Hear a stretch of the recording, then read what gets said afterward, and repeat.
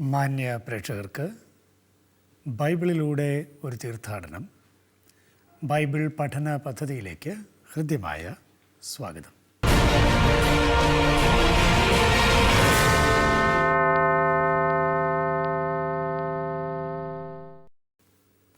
കഴിഞ്ഞ എപ്പിസോഡിൽ 39 സങ്കീർത്തനം പഠിച്ചതിന് ശേഷം 40 സങ്കീർത്തനം നാം തുടങ്ങി വയ്ക്കുകയുണ്ടായി.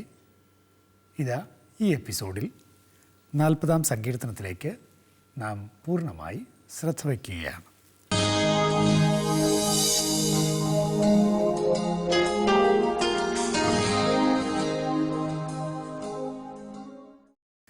എൻ്റെ ദൈവമേ, അങ്ങയുടെ ഹിതം നിറവേറ്റുകയാണെൻ്റെ സന്തോഷം.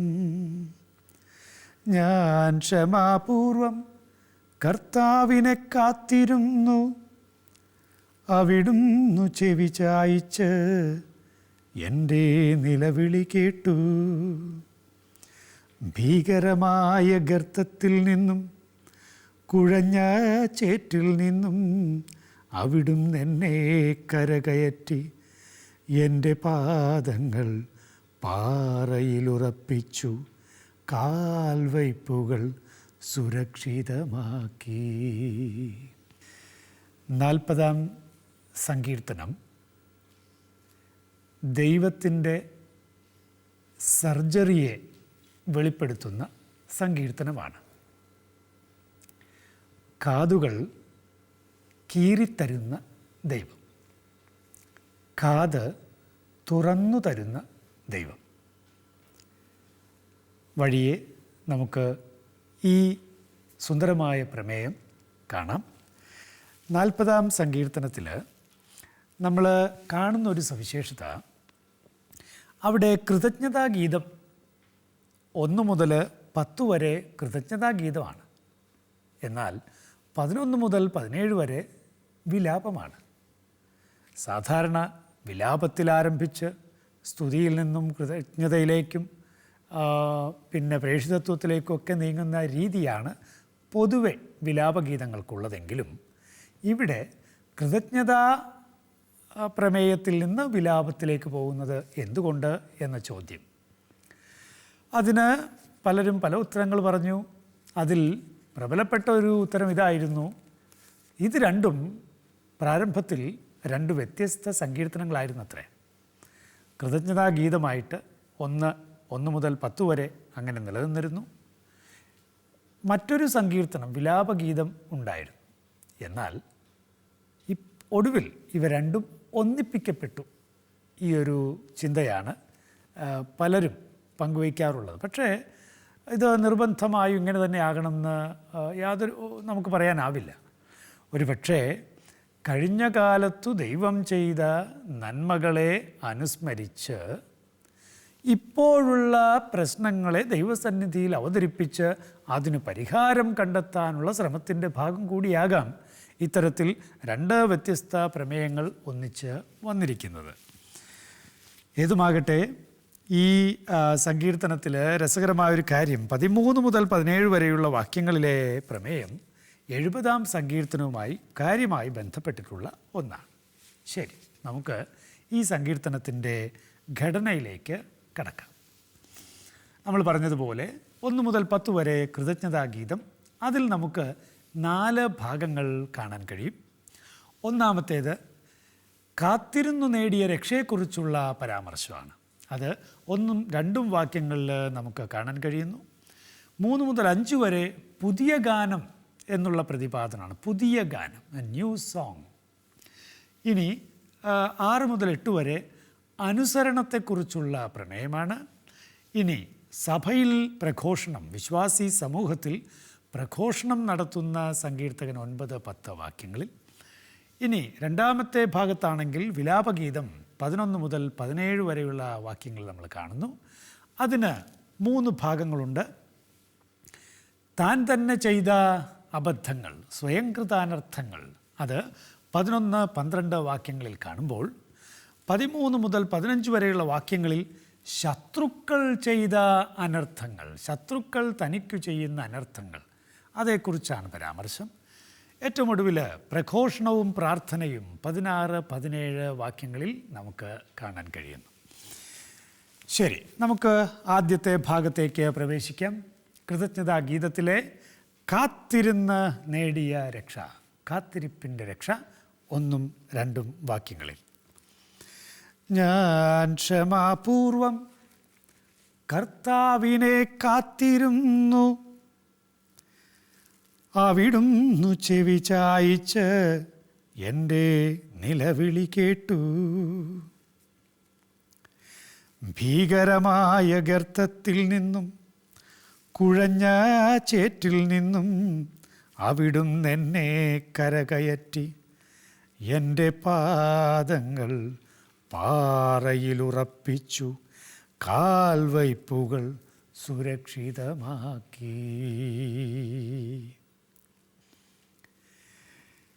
കർത്താവിനെ ക്ഷമാപൂർവം കാത്തിരുന്ന ഒരു കാലം സങ്കീർത്തകനുണ്ടായിരുന്നു. അതിന് അദ്ദേഹത്തിന് ഫലം ലഭിക്കുകയും ചെയ്തു. കർത്താവ് ചെവി ചായ്ച്ച് അദ്ദേഹത്തെ ശ്രവിച്ചു. എന്തായിരുന്നു ഈ ഒരു കാലത്തെ പ്രശ്നം? അത് നമുക്ക് വ്യക്തമല്ല. ഏതോ ഒരു പ്രശ്നം, ഏതോ ഒരു ഭീഷണി നേരിട്ടൊരവസ്ഥയുണ്ടായിരുന്നു. പ്രശ്നം എന്ത് എന്ന് വ്യക്തമല്ല. പക്ഷേ പ്രശ്നം ഗുരുതരമായിരുന്നു എന്ന സൂചനയുണ്ട്. 2 സൂചനകൾ ഏതൊക്കെയാ? ഒന്ന്, ഭീകരമായ ഗർത്തത്തിൽ നിന്നും, ഭീകരമായ ഗർത്തം, ബോർ ഷാവോൺ, ഭീകരമായ ഗർത്തം. കുഴഞ്ഞ ചേറ്, തീത് ഹയ്യാവേൻ, കുഴഞ്ഞ ചേറ്. സുഹൃത്തുക്കളെ, ഇവിടെ ഇത്തരത്തിലുള്ളൊരവസ്ഥയിൽ നിന്ന് കർത്താവ് കൈപിടിച്ച് താഴ്ന്നുകൊണ്ടിരിക്കുന്നൊരവസ്ഥ, ഈ ഭീകരമായ ഗർത്തത്തിലേക്ക്, കുഴഞ്ഞ ചേറിലേക്ക് താണുകൊണ്ടിരിക്കുന്നൊരവസ്ഥയിൽ നിന്ന് ദൈവം സങ്കീർത്തകനെ കൈപിടിച്ചുയർത്തിയ, രക്ഷപ്പെടുത്തിയ ഒരനുഭവം. ഈ നമ്മൾ ബോർ ഷവോൺ എന്നുള്ള പദം ബഹളം അല്ലെങ്കിൽ തിരമാലയുടെ അലർച്ച, ഇതിനൊക്കെ ഉപയോഗിക്കുന്ന പദമാണ് ഷവോൺ. ജെറമ്യ പുസ്തകത്തിൽ, ജെറമ്യായിൽ 25:31 നമുക്ക് ഈ ബഹളം, ഒച്ച എന്നൊക്കെയുള്ള അർത്ഥത്തിൽ നമുക്ക് ഈ ഷവോൺ പ്രയോഗം കാണാം. അതുപോലെ തന്നെ സങ്കീർത്തനം 65:7 തിരമാലയുടെ അലർച്ച എന്ന രീതിയിലും ഇതേ പ്രയോഗം കാണാം. ബോർ എന്നുള്ള പദത്തോട്, കിണർ, ഗർത്തം എന്നുള്ള ആ പദത്തോട് ചേർത്ത് ഉപയോഗിച്ചിരിക്കുന്നത് കൊണ്ട് വളരെ നാശകരമായ ഒരവസ്ഥ. വെറുതെ ഒരു ബഹളം, വെറുതെ ഒരു തിരമാലയുടെ അലർച്ച എന്നുള്ള അർത്ഥത്തിലല്ല, മറിച്ച് ഭീകരമായ, ഇത്രയ്ക്ക് വലിയ ബഹളവും സ്വരവും വല്ലാത്ത ഭീകരമായ അവസ്ഥയുമുള്ള ഒരു കുഴിയാണ്, ഒരു ഗർത്തമാണ്. അതുപോലെ തന്നെ യവേൻ കാലുറപ്പിക്കാൻ പറ്റാത്ത രീതിയിൽ ചെളി ഇങ്ങനെ നിറഞ്ഞിരിക്കുന്ന സ്ഥലമാണ്. അപ്പോൾ അതിലേക്ക് താന്നാൽ ഇങ്ങനെ അങ്ങോട്ട് പോയിക്കൊണ്ടേയിരിക്കും. അതാണ് നമ്മൾ സങ്കീർത്തനം 69:3 കാണുന്നത്. ഇത്തരത്തിലുള്ളൊരവസ്ഥ, നാശകരമായ അവസ്ഥ, വഴുവഴുപ്പുള്ള അവസ്ഥ. അവിടെ എന്താണ് കർത്താവ് ചെയ്തത്? കർത്താവ് രക്ഷാപ്രവർത്തനം നടത്തി. ഈ ചേറിലേക്ക് താഴ്ന്നുകൊണ്ടിരിക്കുന്ന അവസ്ഥയിൽ, ഈ കുഴിയിലേക്ക് താഴ്ന്നുകൊണ്ടിരിക്കുന്ന അവസ്ഥയിൽ കർത്താവ് എന്തു ചെയ്തു? അവിടുന്ന് എന്നെ കരകയറ്റി, എൻ്റെ പാദങ്ങൾ പാറയിലുറപ്പിച്ചു. സെല, പാറ, വഴുതൊഴുപ്പുള്ള, അതുപോലെ താഴ്ന്നു പോകുന്ന ചെളിയിൽ നിന്ന് ഉറപ്പുള്ള പാറയിലേക്ക് ദൈവം അദ്ദേഹത്തെ കയറ്റി നിർത്തി. ഇമേജറി വളരെ സുന്ദരമാണ്, ആ ബിംബം വളരെ സുന്ദരമാണ്. പാദം ദൈവം ഉറപ്പിച്ചു. അതുപോലെ അദ്ദേഹത്തിൻ്റെ ചുവടുകളെ ദൈവം സുസ്ഥിരമാക്കി എന്നാണ്.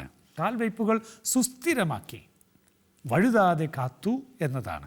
പ്രിയപ്പെട്ടവരെ, നമുക്ക് ഇത് കേൾക്കുമ്പോൾ നമ്മുടെ മനസ്സിലേക്ക് വരുന്നത് ജോസഫിനെ കിണറിൽ എറിഞ്ഞ സംഭവം, ജെറമിയായെ കിണറിൽ കെട്ടിയിറക്കിയ സംഭവം ഒക്കെയാണ്. ദൈവം എങ്ങനെ അവരെയൊക്കെ രക്ഷിച്ചു എന്നുള്ള ചിന്തയും നമ്മുടെ മനസ്സിൽ ഈ സമയത്ത് വരുന്നത് നല്ലതാണ്. അതെ, കർത്താവ് പാറയിൽ സങ്കീർത്തകൻ്റെ പാദമുറപ്പിച്ചു. വഴുതാത്ത രീതിയിൽ, താഴ്ന്നു പോകാത്ത രീതിയിൽ അദ്ദേഹത്തിൻ്റെ ജീവിതത്തിലേക്ക് രക്ഷാപ്രവർത്തകനായി കർത്താവ് ഇറങ്ങി വന്നു. ശരി, നമുക്ക് 3 മുതൽ 5 വരെയുള്ള വാക്യങ്ങളിൽ പുതിയ ഗാനം, എ ന്യൂ സോങ്, പുതിയ ഗാനം. പ്രിയപ്പെട്ടവരെ, കർത്താവിനൊരു പുതിയ കീർത്തനം ആലപിക്കുവിൻ എന്ന് പലയിടത്തും സങ്കീർത്തനം. പുതിയ കീർത്തനം, പഴയ കീർത്തനമല്ല, പുതിയ കീർത്തനം ആലപിക്കുവിൻ. അവിടുന്നൊരു പുതിയ ഗാനം എൻ്റെ അധരങ്ങളിൽ നിക്ഷേപിച്ചു. ഷീർ ഹദാഷ്, ഷീർ ഹദാഷ്, പുതിയ ഗാനം എൻ്റെ അധരങ്ങളിൽ നിക്ഷേപിച്ചു. നമ്മുടെ ദൈവത്തിന് ഒരു സ്തോത്രഗീതം. പലരും കണ്ടു ഭയപ്പെടുകയും കർത്താവിൽ ശരണം വയ്ക്കുകയും ചെയ്യും. കർത്താവിനെ ആശ്രയിക്കുന്നവൻ ഭാഗ്യവാൻ. വഴിതെറ്റി വ്യാജദേവന്മാരെ അനുഗമിക്കുന്ന അഹങ്കാരികളിലേക്ക് അവൻ തിരിയുന്നില്ല. ദൈവമായ അങ്ങ് എത്ര അത്ഭുതങ്ങൾ ഞങ്ങൾക്കു വേണ്ടി പ്രവർത്തിച്ചു. ഞങ്ങളുടെ കാര്യത്തിൽ അങ്ങ് എത്ര ശ്രദ്ധാലുവായിരുന്നു. അങ്ങയ്ക്കു തുല്യനായി ആരുമില്ല. ഞാൻ അവയെ വിവരിക്കാനും പ്രഘോഷിക്കാനും തുനിഞ്ഞാൽ അവ അസംഖ്യമാണല്ലോ. പുതിയ ഗാനത്തെക്കുറിച്ചുള്ള പ്രത്യേകിച്ച് 3 മുതൽ 5 വരെയുള്ള ഈ വാക്യങ്ങൾ പ്രിയപ്പെട്ടവരെ നാം വളരെ ശ്രദ്ധിക്കേണ്ടതാണ്. എന്താണ് പുതിയ ഗാനം? ദൈവം നൽകിയ രക്ഷയെ പാടിപ്പുകഴ്ത്തുന്നതാണ് ഈ പുതിയ ഗാനം. ദൈവത്തിൻ്റെ രക്ഷാപ്രവർത്തനത്തെ അനുസ്മരിച്ച് അവിടുത്തേക്ക് നന്ദി പറയുകയും അവിടുത്തെ നാമത്തെ ഉയർത്തുകയും ചെയ്യുന്നതാണ് പുതിയ ഗാനം. ഷീർ ഹദാഷ്, ഷീർ ഹദാഷ്. പുതിയ ഗാനം ഇവിടെ സങ്കീർത്തകൻ്റെ കാഴ്ചപ്പാടനുസരിച്ച് അതുപോലും ദൈവത്തിൻ്റെ ദാനമാണ്. പുതിയ ഗാനം അവിടുന്ന് എൻ്റെ അധരങ്ങളിൽ നിക്ഷേപിച്ചു. ദൈവത്തിൻ്റെ രക്ഷാകര പ്രവൃത്തികൾ അനുസ്മരിച്ച് അവിടുത്തേക്ക് പുതിയ ഗീതം ആലപിക്കണമെങ്കിൽ പോലും അവിടുത്തെ കൃപ നമുക്ക് അനിവാര്യമാണ്. ദൈവത്തിൻ്റെ കൃപയാണ് പുതിയ ഗാനം പാടാനുള്ള കൃപ എന്നാണ് സങ്കീർത്തകൻ്റെ പക്ഷം. പുതിയ ഗാനം എന്നുള്ള ഈ പ്രയോഗം ഞാൻ പറഞ്ഞു സങ്കീർത്തനങ്ങളിൽ പലയിടത്ത് കാണാമെന്ന്. 96-ാം സങ്കീർത്തനം 1-ാം വാക്യത്തിൽ കർത്താവിനൊരു പുതിയ കീർത്തനം ആലപിക്കുവിൻ, ഭൂമി മുഴുവൻ കർത്താവിനെ പാടി സ്തുതിക്കട്ടെ. 98-ാം സങ്കീർത്തനം തുടക്കം തന്നെ കർത്താവിനൊരു പുതിയ കീർത്തനം ആലപിക്കുവിൻ, അവിടുന്ന് അത്ഭുത പ്രവൃത്തികൾ ചെയ്തിരിക്കുന്നു. പ്രത്യേകം ശ്രദ്ധിക്കേണ്ട കാര്യം സുഹൃത്തുക്കളെ, എവിടെയൊക്കെ പുതിയ ഗീതത്തെക്കുറിച്ചുള്ള പരാമർശമുണ്ടോ അതെല്ലാം സാധാരണഗതിയിൽ കർത്താവിൻ്റെ രാജത്വ സങ്കീർത്തനങ്ങളാണ്. എൻത്രോൺമെൻറ്റ് സാംസ്. കർത്താവ് വാഴുന്നു, കർത്താവ് ഭരിക്കുന്നു, കർത്താവിൻ്റേതാണ് രാജ്യം, കർത്താവിൻ്റെ നിയമമാണ് പ്രബലം, കർത്താവിൻ്റെ പ്രജകളാണ് എല്ലാവരും എന്നൊക്കെ സ്ഥാപിക്കുന്ന എൻത്രോൺമെൻറ്റ് സാംസ്, ദൈവത്തിൻ്റെ രാജത്വ കീർത്തനത്തിലാണ് പുതിയ കീർത്തനം എന്നുള്ള പ്രയോഗമുള്ളത്. അതിൻ്റെ അർത്ഥം ദൈവത്തിൻ്റെ രാജത്വവുമായി ബന്ധപ്പെട്ട പദമാണിത്. ദൈവത്തിൻ്റെ രാജത്വവുമായി ബന്ധപ്പെട്ട ഈ പദം അതുകൊണ്ട് തന്നെ ജനം ഭയപ്പെടുന്നു. യാറേ, ദൈവത്തെ ഭയപ്പെടുന്ന ജനം. അതുപോലെ തന്നെ ശരണപ്പെടുന്ന ജനം, ബതഹ്, ശരണപ്പെടുന്ന ജനം. കണ്ടോ? അപ്പോൾ ഭയപ്പെടുക, ശരണപ്പെടുക എന്നൊക്കെയുള്ള ഈ പദപ്രയോഗങ്ങളും ദൈവത്തിൻ്റെ രാജത്വവുമായി ബന്ധപ്പെട്ടതാണെന്ന് പ്രത്യേകിച്ച് പുതിയ ഗാനത്തെക്കുറിച്ചുള്ള ഈ നമ്മുടെ വിശകലനത്തിൽ നമുക്ക് മനസ്സിലാവുകയാണ്. എ ന്യൂ സോങ്, പുതിയ കീർത്തനം. ഇനി എന്താണ് പുതിയ കീർത്തനം? ആ ചോദ്യം നമ്മൾ ചോദിക്കേണ്ടതാണ്. എന്താണ് പുതിയ കീർത്തനം? നമ്മളതിൻ്റെ പശ്ചാത്തലം കണ്ടു, രാജത്വവുമായിട്ട് ബന്ധപ്പെട്ടാണെന്നൊക്കെ കണ്ടു. എന്താണ് പുതിയ കീർത്തനം? ഇസ്രായേലിൻ്റെ ചരിത്രത്തിൽ ദൈവം ചെയ്ത നെഫാലോത്ത്. എന്താ നെഫാലോത്ത്? മഹാത്ഭുതങ്ങൾ. ദൈവം പ്രവർത്തിച്ച മഹാത്ഭുതങ്ങൾ പാടിപ്പുകഴ്ത്തലാണ് പുതിയ ഗാനം. ഇസ്രായേലിൻ്റെ ജീവിതത്തിൽ സംഭവിച്ച ദൈവത്തിൻ്റെ പ്രവർത്തനങ്ങൾ നമുക്കറിയാം. പ്രത്യേകിച്ച് പുറപ്പാടനുഭവത്തിൽ ദൈവത്തിൻ്റെ മഹാത്ഭുതങ്ങൾ. ഫറവോ രാജാവിനെതിരെ ദൈവമെന്ന മഹാരാജാവ് ചെയ്ത വൻ യുദ്ധം. ഇസ്രായേൽ ജനത്തിൻ്റെ ജീവിതത്തിൽ ആ രാജാവ് ഇടപെട്ടതെങ്ങനെ? ആ ജനം പാട്ടുപാടി എന്ന് നമ്മൾ കാണുന്നുണ്ട്. പുറപ്പാട് പുസ്തകത്തിൽ 3:20 34:10 ഈ നെഫാലോത്ത് കാണുന്നുണ്ട് എന്നുള്ളത് ശ്രദ്ധേയമാണ്. ഇവിടെ സങ്കീർത്തനത്തിൽ 40-ാം സങ്കീർത്തനത്തിൽ നമ്മൾ കാണുന്ന അതേ പ്രയോഗം നെഫാലോത്ത് നോക്കുക. 5-ാം വാക്യത്തിൽ ദൈവമായ അങ്ങ് എത്ര അത്ഭുതങ്ങൾ നെഫാലോത്ത് ഞങ്ങൾക്കായി പ്രവർത്തിച്ചു. ഫറവോയെ പരാജയപ്പെടുത്തിയ ദൈവത്തിൻ്റെ മഹാപ്രവൃത്തികൾ. പ്രിയപ്പെട്ടവരെ, സമാനമായ അനുഭവം വ്യക്തിപരമായി സങ്കീർത്തകനുണ്ടായി എന്ന്. ഇസ്രായേലിൻ്റെ ജീവിതത്തിൽ ദൈവം രാജാവായി ഇടപെട്ടു നടത്തിയ വൻ ഇടപെടലുകൾ, മഹാത്ഭുതങ്ങൾ തൻ്റെ വ്യക്തി ജീവിതത്തിലും തനിക്ക് അനുഭവിക്കാൻ കഴിഞ്ഞിട്ടുണ്ട്. അത് അനുസ്മരിച്ചുകൊണ്ട് ദൈവത്തെ പ്രകീർത്തിക്കുന്നതാണ് പുതിയ കീർത്തനം. അപ്പോൾ ദൈവം നൽകിയ രക്ഷയെ അനുസ്മരിച്ചുകൊണ്ട് ദൈവത്തെ പാടിപ്പുകഴ്ത്തലാണ് പുതിയ കീർത്തനം, ഷീർ ഖദാഷ്. നമ്മൾ 3-ാമത്തെ ഭാഗത്തേക്ക് കടക്കുകയാണ്. 1-ാം പാദത്തിലെ 3-ാമത്തെ ഭാഗം ആത്മസമർപ്പണമാണ്. വളരെ സുന്ദരമായ ഭാഗമാണ്. സങ്കീർത്തനത്തിലെ 6 മുതൽ 8 വരെയുള്ള വാക്യങ്ങൾ. ബലികളും കാഴ്ചകളും അവിടുന്ന് ആഗ്രഹിക്കുന്നില്ല, എന്നാൽ അവിടുന്ന് എൻ്റെ കാതുകൾ തുറന്നു തന്നു. ബലികളും കാഴ്ചകളും അവിടുന്ന് ആഗ്രഹിക്കുന്നില്ല, എന്നാൽ അവിടുന്ന് എൻ്റെ കാതുകൾ തുറന്നു തന്നു. ദഹനബലിയും പാപപരിഹാര ബലിയും അവിടുന്ന് ആവശ്യപ്പെട്ടില്ല.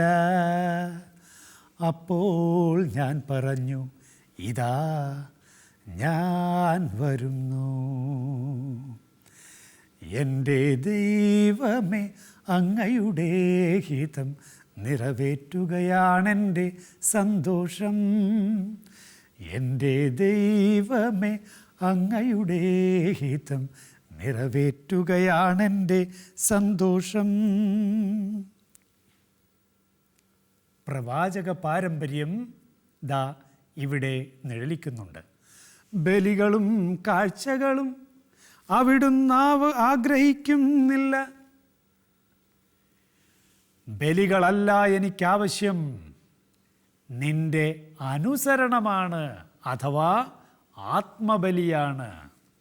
ബലിമൃഗങ്ങൾ എനിക്ക് വേണ്ട, എന്നാൽ നീ എൻ്റെ സന്നിധിയിൽ സ്വയം ബലി ചെയ്യാൻ തയ്യാറുണ്ടോ? അനുസരണത്തിലൂടെ. ഇതാണ് ചോദ്യം, പ്രിയപ്പെട്ടവർ.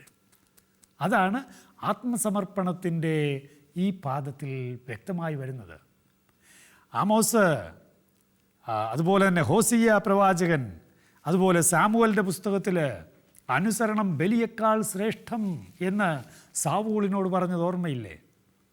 ഹോസിയ 6:6 ബലിയല്ല കരുണയാണ് ഞാൻ ആഗ്രഹിക്കുന്നത് എന്ന് പറഞ്ഞ ദൈവം.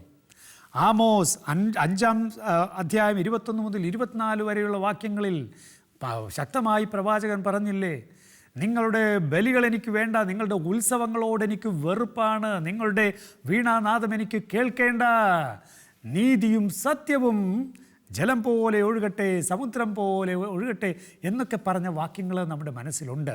പ്രിയപ്പെട്ടവരെ, എന്താണ് അതിൻ്റെ എല്ലാം അർത്ഥം? അർത്ഥം ഒന്ന് തന്നെ. ആചാരങ്ങളിലും അനുഷ്ഠാനങ്ങളിലും കുടുങ്ങിക്കിടക്കുന്ന ഒരു മതാത്മകതയല്ല ദൈവത്തിന് ആവശ്യം. മറിച്ച് ദൈവത്തിൻ്റെ ഹിതം നിറവേറ്റാനുള്ള മനസ്സും സന്നദ്ധതയും ആണ് ദൈവം ആഗ്രഹിക്കുന്നത് വിശ്വാസിയിൽ നിന്നും, വിശ്വാസി സമൂഹത്തിൽ നിന്നും. ബലിക്ക് കുഴപ്പമുണ്ടായിട്ടല്ല, കാഴ്ചകൾക്ക് കുഴപ്പമുണ്ടായിട്ടല്ല, അതായിക്കോട്ടെ. പക്ഷേ ആത്മബലിയില്ലാത്ത ബലികളും ആത്മബലിയില്ലാത്ത കാഴ്ചകളും അവ ശൂന്യമാണ്, അർത്ഥശൂന്യമാണ്. ശരി, അനുസരണം ബലിയേക്കാൾ ശ്രേഷ്ഠം എന്ന ആ ഒരു പ്രമേയം 6 മുതൽ 8 വരെയുള്ള ഈ വാക്യത്തിൽ എങ്ങനെ നിഴലിക്കുന്നു നോക്കുക. ഈ സങ്കീർത്തനം നമ്മൾ ആരംഭിച്ചത്, ഇതിൻ്റെ ശീർഷകം നമ്മൾ നൽകിയ ശീർഷകം ദൈവത്തിൻ്റെ സർജറി എന്നായിരുന്നു. ദൈവത്തിൻ്റെ സർജറി കാണുന്ന യൂണിറ്റാണ് ഇത്. ബലികളും കാഴ്ചകളും അവിടും ആഗ്രഹിക്കുന്നില്ല, എന്നാൽ അവിടുന്ന് എൻ്റെ കാതുകൾ തുറന്നു തന്നു. കാതുകൾ തുറന്നു തന്നു. കറത്ത് ഓക്സൻ, കറത്ത് ഓക്സൻ. കറത്ത് എന്നാൽ ടു കട്ട് എന്നാണ് അർത്ഥം. മുറിക്കുക, കീറുക, തുറക്കുക, ഇതൊക്കെയാണ് അർത്ഥം. ഇത് ദൈവത്തിൻ്റെ സർജറി അല്ലാതെ പിന്നെ ഇതെന്താ? ദൈവസന്നിധിയിൽ അവിടുത്തെ സ്വരം കേട്ട്, അവിടുത്തെ വചനങ്ങൾ കേട്ട് അനുസരിക്കാൻ കഴിയാത്ത വിധം കാതുകൾക്ക് കനം തൂങ്ങുമ്പോൾ അവിടെ ദൈവം അനുസരിക്കാനുള്ള കൃപ പോലും ചെയ്തു തരുന്നവനാണെന്ന് വ്യംഗ്യം. അവിടുന്ന് എൻ്റെ കാതുകൾ തുറന്നു തന്നു. ദൈവത്തിൻ്റെ വചനം സ്വീകരിക്കാനും അനുസരിക്കാനും പോലും ദൈവത്തിൻ്റെ കൃപ ആവശ്യമാണെന്ന്. പുതിയ ഗാനം പാടാൻ ദൈവത്തിൻ്റെ കൃപ ആവശ്യമാണെന്ന് നമ്മൾ കണ്ടല്ലോ. ഇപ്പോൾ അനുസരിക്കാൻ, ദൈവത്തെ അനുസരിക്കാൻ പോലും ദൈവകൃപ നമുക്ക് ആവശ്യമാണെന്ന്. കാതുകൾ തുറക്കുന്ന സർജനാണ് ദൈവം. ദൈവത്തെ അനുസരിക്കാൻ എന്നെ പരിശീലിപ്പിക്കുന്ന ഗുരുവാണ് ദൈവം. ഗുരുമൊഴികൾക്ക് സ്വയം വിട്ടുകൊടുക്കാനുള്ള സ്വാതന്ത്ര്യം അത് നമുക്ക് ദാനമായി തരുന്ന, നമ്മെ പരിശീലിപ്പിക്കുന്ന ദൈവത്തിൻ്റെ കളരിയെക്കുറിച്ചാണ് ഈ സങ്കീർത്തനം ഇവിടെ പറയുന്നത്. പ്രിയപ്പെട്ടവർ, ഇത് പറയുമ്പോൾ നമ്മുടെ മനസ്സിലേക്ക് തീർച്ചയായിട്ടും കയറി വരേണ്ടത് യേശയ്യാ 50-ാം അധ്യായമാണ്. യേശയ്യാ 50 കർത്താവിൻ്റെ ദാസനെക്കുറിച്ചുള്ള പരാമർശം, 4 മുതലുള്ള വാക്യങ്ങൾ. കർത്താവ് അവിടെ പരിശീലനം നൽകുന്ന കാര്യമാണ് പറയുന്നത്. പരിക്ഷീണൻ ആശ്വാസം നൽകുന്ന വാക്ക്. ദൈവമായ കർത്താവ് എന്നെ ശിഷ്യനെ എന്ന പോലെ അഭ്യസിപ്പിച്ചു. പ്രഭാതം തോറും അവിടുന്ന് എൻ്റെ കാതുകളെ ശിഷ്യനെ എന്ന പോലെ ഉണർത്തുന്നു. പ്രഭാതം തോറും അവിടുന്ന് എൻ്റെ കാതുകളെ ശിഷ്യനെ എന്ന പോലെ ഉണർത്തുന്നു. രാവിലെ എഴുന്നേറ്റ് കാതുണർത്തുന്ന, കാതു തുറക്കുന്ന ദൈവത്തെക്കുറിച്ചാണ് അവിടെ പറയുന്നത്. ദൈവമായ കർത്താവ് എൻ്റെ കാതു തുറന്നു. ദൈവമായ കർത്താവ് എൻ്റെ കാതു തുറന്നു. ഞാൻ എതിർക്കുകയോ പിന്മാറുകയോ ചെയ്തില്ല. ദൈവം എൻ്റെ കാതു തുറന്നതുകൊണ്ട് പിന്നീട് എൻ്റെ ജീവിതത്തിൽ എന്തൊക്കെയുണ്ടായി? അതാണ് തൊട്ട് പിന്നാലെ നമ്മൾ വായിക്കുന്നത്. അടിച്ചവർക്ക് പുറവും താടിമീശ പറിച്ചവർക്ക് കവിളുകളും ഞാൻ കാണിച്ചു കൊടുത്തു. നിന്നയിൽ നിന്നും തുപ്പലിൽ നിന്നും ഞാൻ മുഖം തിരിച്ചില്ല. ദൈവമായ കർത്താവ് എന്നെ സഹായിക്കുന്നതിനാൽ ഞാൻ പതറുകയില്ല. എൻ്റെ മുഖം ശിലാതുല്യമാക്കി എനിക്ക് ലജ്ജിക്കേണ്ടി വരികയില്ലെന്ന് ഞാൻ അറിയുന്നു. പ്രിയപ്പെട്ടവരെ, ദൈവഹിതപ്രകാരമുള്ള ഏതു ദുരിതത്തിനും, ദൈവഹിതപ്രകാരമുള്ള ഏതു ദുരിതത്തിനും ആ ശിഷ്യൻ, ആ ദാസൻ തയ്യാറാണ്. കാരണം അവിടുത്തെ വചനങ്ങൾ അനുസരിക്കാനും അത് നിറവേറ്റാനും തക്ക വിധത്തിൽ ദൈവം അദ്ദേഹത്തിൻ്റെ കാതുകൾ തുറന്നിരിക്കുന്നു. ദൈവഹിതത്തിനൊത്ത് ജീവിതത്തെ പൂർണ്ണമായും വിട്ടുകൊടുക്കാൻ കാറ്റത്തു പറക്കുന്ന അപ്പൂപ്പൻ താടിയെപ്പോലെ ദൈവഹിതത്തിൽ ഒഴുകി നടക്കാനുള്ള വലിയ കൃപ അദ്ദേഹത്തിന് ലഭിച്ചിരിക്കുന്നു എന്നാണ്. നമ്മൾ ഇവിടെ ഒരു പ്രത്യേക പദം നമ്മൾ കണ്ടു, ഹിന്നെ ബാത്തി. ഹിന്നെ ബാത്തി, ഇതാ ഞാൻ വരുന്നു. അത് വളരെ സുന്ദരമായ ഒരു പ്രയോഗമാണ്. ബലികളും കാഴ്ചകളും അവിടുന്ന് ആഗ്രഹിക്കുന്നില്ല, എന്നാൽ അവിടുന്ന് എൻ്റെ കാതുകൾ തുറന്നു തന്നു. ദഹനബലിയും പാപപരിഹാര ബലിയും അവിടുന്ന് ആവശ്യപ്പെട്ടില്ല. അപ്പോൾ ഞാൻ പറഞ്ഞു, ഇതാ ഞാൻ വരുന്നു. ഹിന്നെ ബാത്തി, ഇതാ ഞാൻ വരുന്നു. അർത്ഥം എന്താ? ബലികളും കാഴ്ചകളും ആഗ്രഹിച്ചില്ല അവിടുന്ന്, ദഹനബലിയും പാപപരിഹാരവും ആവശ്യപ്പെട്ടില്ല. ആവശ്യപ്പെട്ടതൊന്നു മാത്രം, നിന്നെ എനിക്ക് വേണം. അപ്പോൾ ഞാൻ പറഞ്ഞു, ഇതാ ഞാൻ വരും. പ്രിയപ്പെട്ടവർ, ബൈബിളിലെ ഈ ഒരു വാക്യം, ഈ സങ്കീർത്തന വാക്യം എത്രയോ കഥാപാത്രങ്ങളുടെ നാവിലൂടെ കയറിയിറങ്ങിപ്പോയ വാക്യമാണ്. ഇതാ ഞാൻ. വിളിച്ച ദൈവത്തോട് സാമുവേൽ ഉത്തരം പറഞ്ഞു. യേശയ്യ, ആരെനിക്കായി പോകും? ഇതാ ഞാൻ. സ്വർഗത്തിൻ്റെ ദൂതൻ ദൈവത്തിൻ്റെ സന്ദേശവുമായി വന്നു, നിന്നിൽ നിന്ന് ഒരു പുത്രൻ ജനിക്കും. ഇതാ കർത്താവിൻ്റെ ദാസി. പ്രിയപ്പെട്ടവരെ, ഈ ഹിന്നെ ബാത്തി, ഇതാ ഞാൻ വരുന്നു, ഈ ഒരു വാക്യം ജീവിതം മന്ത്രണമായി തീരുമ്പോൾ ജീവിതം ബലിയായി മാറും, ജീവിതം ഒരു ഗാനമായി മാറും. ദൈവത്തിൻ്റെ മഹാത്ഭുതങ്ങൾ ജീവിതത്തിൽ നിരന്തരം അനുഭവിക്കുന്ന അതിസുന്ദരമായ ഒരു ബലി, അതിസുന്ദരമായ ഒരു ഗാനം. സമ്പൂർണ്ണ സമർപ്പണത്തിൻ്റെ ശിഷ്യ മനോഭാവം. നമുക്ക് തൊട്ട് പിന്നാലെ, എൻ്റെ ദൈവമേ അങ്ങയുടെ ഹിതം നിറവേറ്റുകയാണെൻ്റെ സന്തോഷം, അത് പറയുമ്പോൾ തൊട്ട് മുന്നിൽ നമ്മൾ കാണുന്നുണ്ട്, പുസ്തക ചുരുളിൽ എന്നെപ്പറ്റി എഴുതിയിട്ടുണ്ട്. ഈ ഒരു ഭാഗമാണല്ലോ നമ്മൾ ആദ്യം തന്നെ നമ്മൾ സങ്കീർത്തനത്തെക്കുറിച്ചുള്ള ആമുഖം പഠിച്ചപ്പോൾ നമ്മൾ കണ്ടത്. ഈ ഒരു വാക്യം വച്ചിട്ടാണ് PC ക്രൈജി ഒരു ഹൈപ്പോത്തസിസ് മുന്നോട്ട് വയ്ക്കുന്നത്. 40-ാം സങ്കീർത്തനം ഒരു നേർച്ച ഗീതമായി എഴുതപ്പെട്ടതായിരിക്കണം.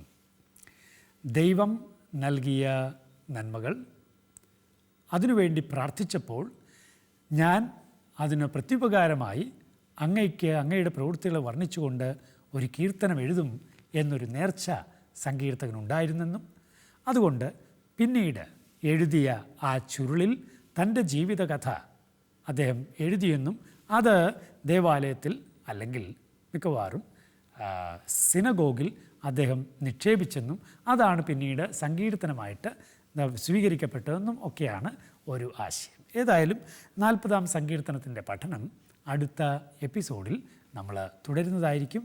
നന്ദി, നമസ്കാരം.